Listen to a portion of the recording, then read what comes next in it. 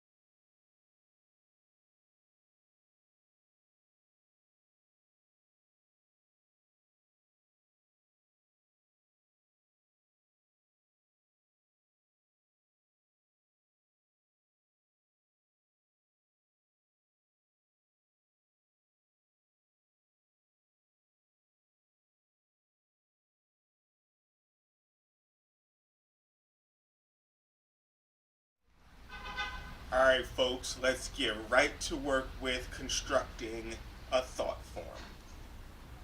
For the sake of this example, let's say that my thought form is going to be a spirit guide that helps me find resources related to wisdom, helps me find things related to knowledge and the application of knowledge, and helps to point me in the direction towards finding opportunities to demonstrate wisdom or participate with other people who are considered wise. So for that, I've got a vessel. It's a little owl here. You might not be able to see it, so I'll bring it up a little bit closer. We got this little owl totem here. And then to go along with it as an energy source, I have this rose quartz. And additionally, if you remember from that slide that said sigil crossover episode, here is the name of the totem and its sigil.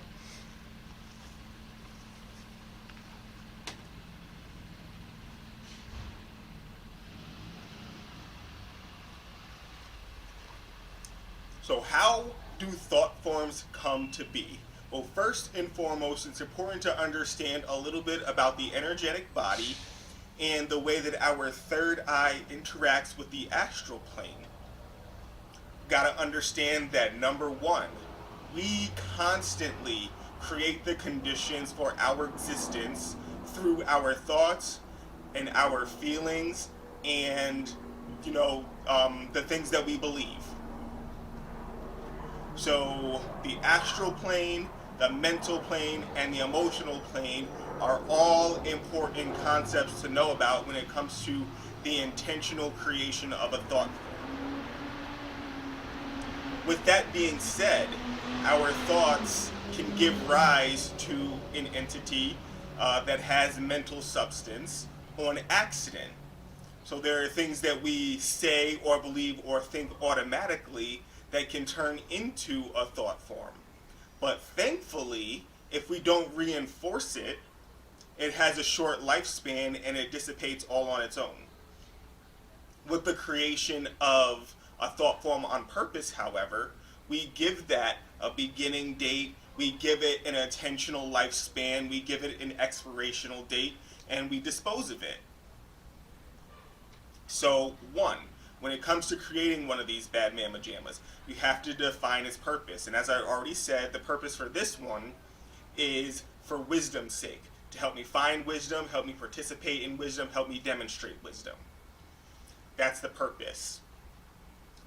Two, you got to give it a vessel or a form for it to take. I chose the wise old owl.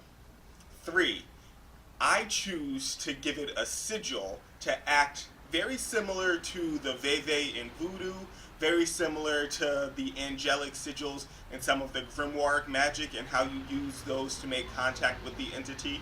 I choose to incorporate that in the creation of a thought form as well. And then last but not least, you want to give it an energy source, and that's why I have the rose quartz here.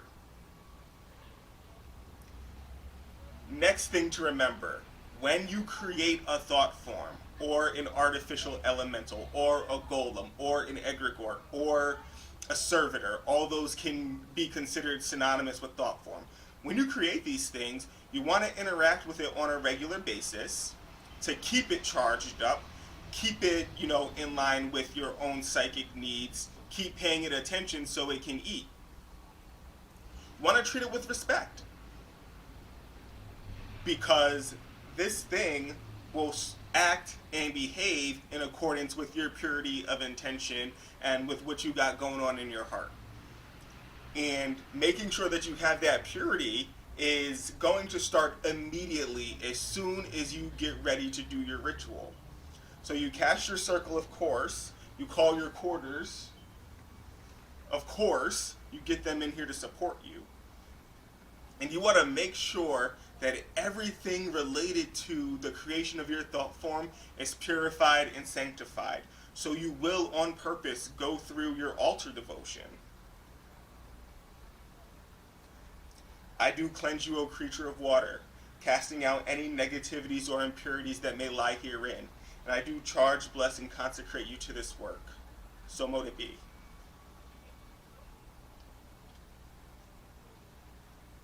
I do cleanse you, O creature of earth, removing all negativity or impurities that may lie here within, and I do charge, bless, and consecrate you to this work. Purity into purity then, and purity be blessed.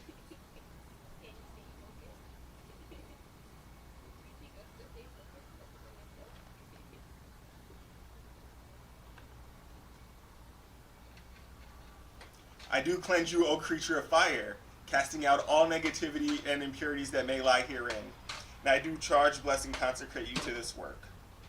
So mote it be.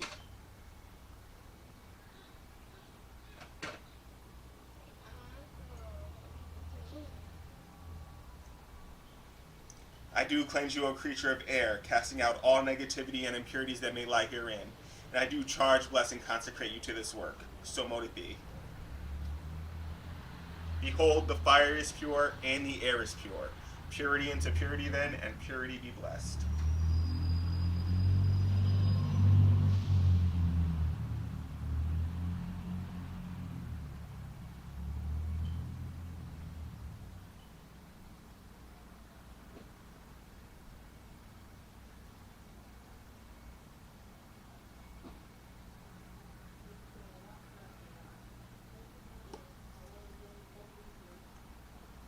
By the power of this holy water, I do cleanse and consecrate this space, removing all negativity and impurities that may dwell here. I bless and consecrate this space, so mote it be.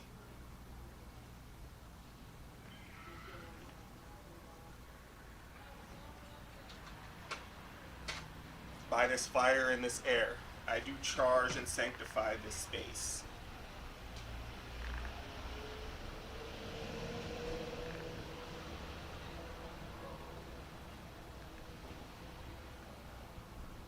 So mote it be.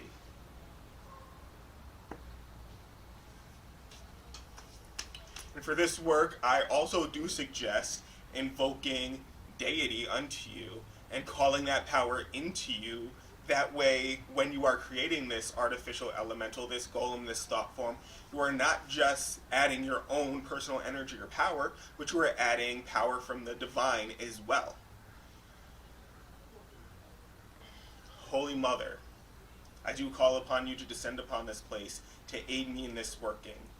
Fill me with your grace, O Mother, that I may work my will. Hail and welcome.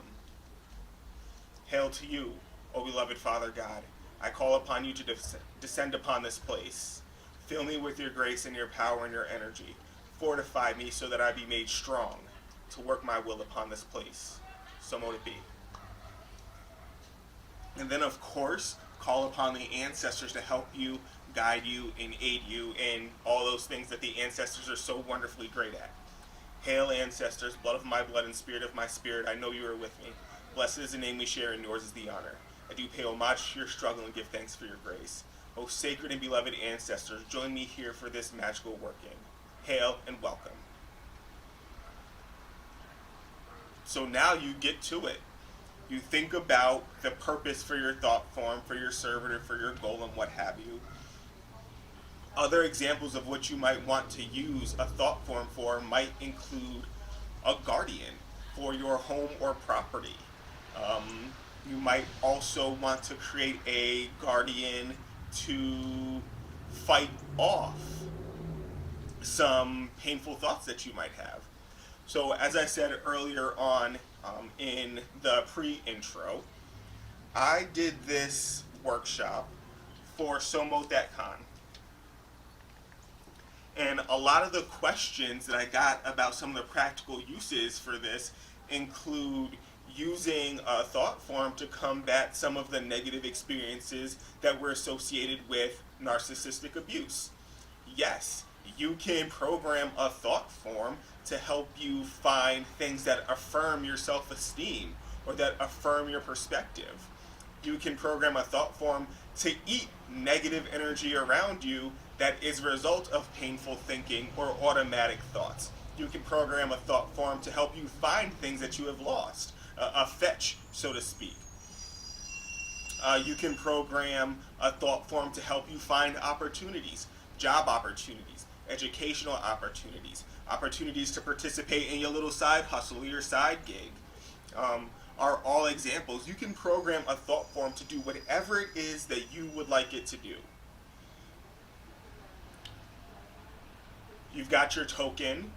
This thing will house the energy of your thought form. It'll also represent the energy of your thought form. And what you're going to want to do is you're going to want to cleanse this thing as well. And so I call it a baptism. Your holy water, maybe you want to give it a dunk.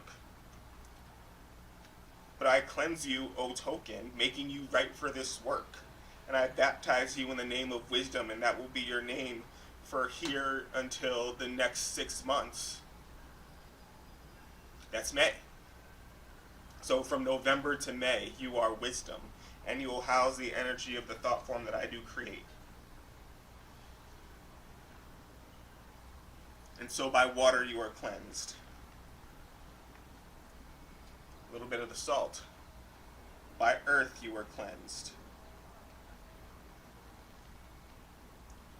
By fire you are cleansed.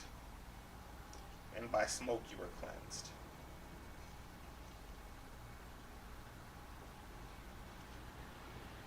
The reason why you want to do that is because you want to make sure that any attachments that were already associated with your token are now removed. Remember, you want this thing to be as pure as possible so that the only thing that's attached to it, the only thing that's associated with it, are your intentions for it. This thing will behave in accordance with your attentions, and so you want to make sure that this thing is pure, and you want to make sure that your intentions are pure, because that will be demonstrated in how your thought form behaves.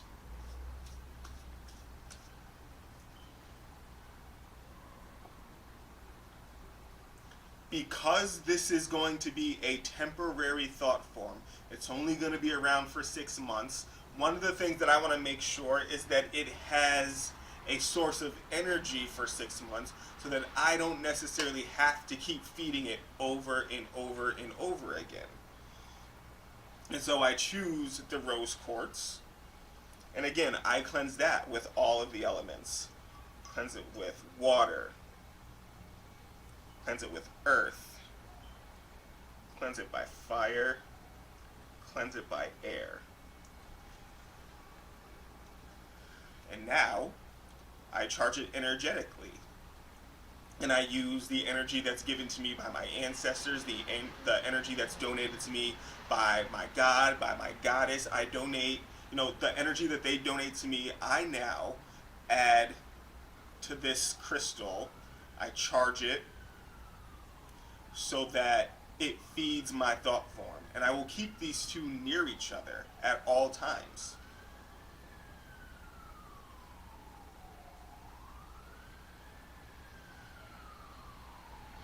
And so at this point, I'm visualizing energy from Father God entering my body, energy from Mother Goddess entering my body, energy from my ancestors entering my body, mixing with me and my intentions, and now I'm pushing it into the crystal.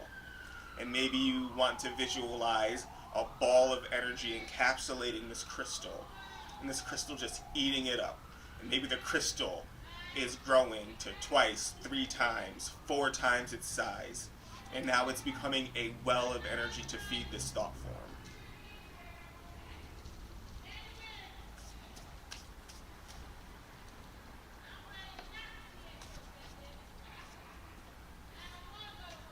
Now I take the paper that's the sigil, and I consecrate the sigil. Same process.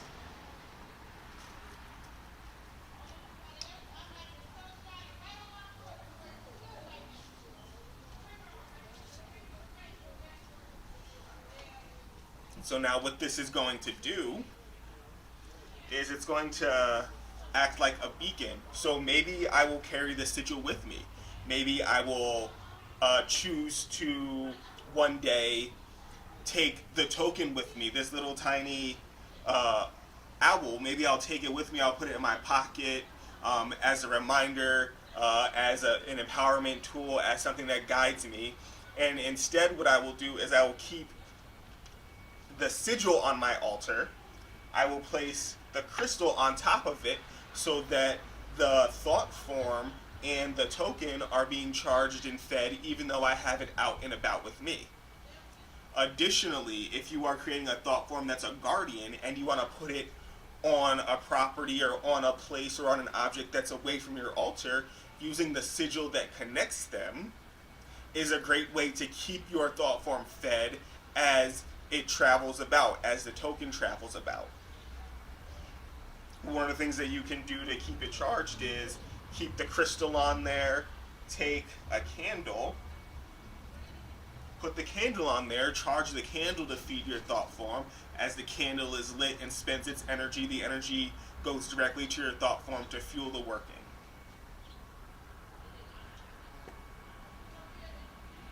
One of the things that I will also be doing is I'll be making an offering of grain to the thought form once it's completely, built up and, it's given birth to or conceptualized, so to speak.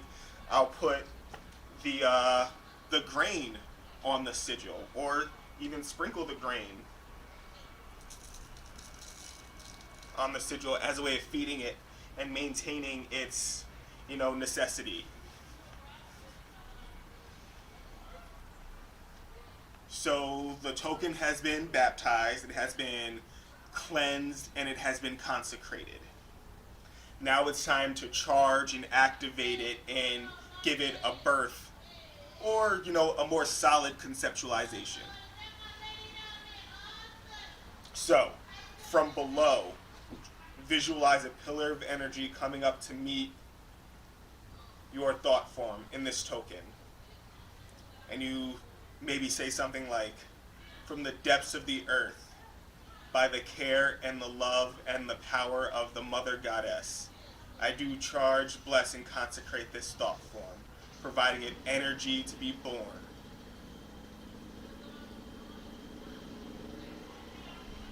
And now, from the heavens above, from the cosmos, from the universe, or if your thought form has a particular planetary alignment, so if it's for love, like if you wanted to use a thought form to help you flirt, if you want to use this as a form of, maintaining a sexual relationship with someone that you really cared about, right?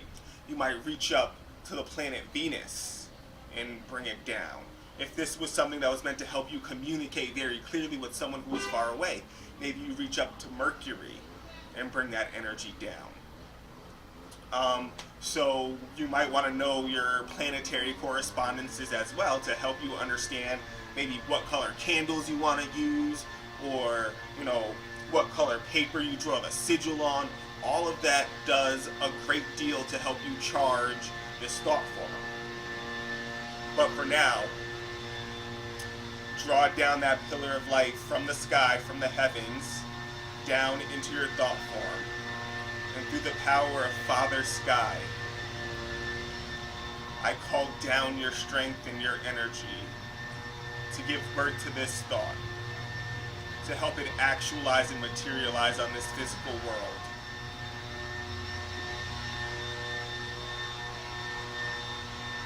And from above and so below, you start to visualize the energies of Mother Earth and Father Sky mixing and coalescing. And then maybe you might even want to visualize this thing exiting from a womb and, visualizing it being born in some way. Maybe you push it out through your own fingers and pass it out that way. Boom. Set your thought form on the crystal like so. And now you give it its formal charge. You give it its concrete mission. You call it by name. Wisdom, you are named. And on this day you were born. You have been created to have a lifespan of 6 months, From November 2nd to May 2nd, you exist. And you bring to me all manner of wisdom. You bring me relevant textbooks. You bring me relevant mentors. You bring me relevant opportunities to expand my enlightenment, to expand my ministry in a way that is wise. You communicate with me psychically through visualizations, through soft whispers in my left ear.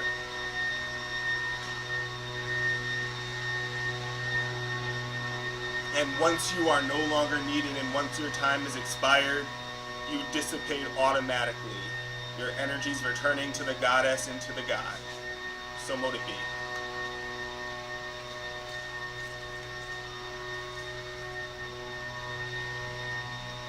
Now you place your token, the crystal that you use to sustain it, and the sigil that you use to connect to it. You place them all together on your altar. Any candles that you have incorporated with it, you let them burn out if necessary, if possible.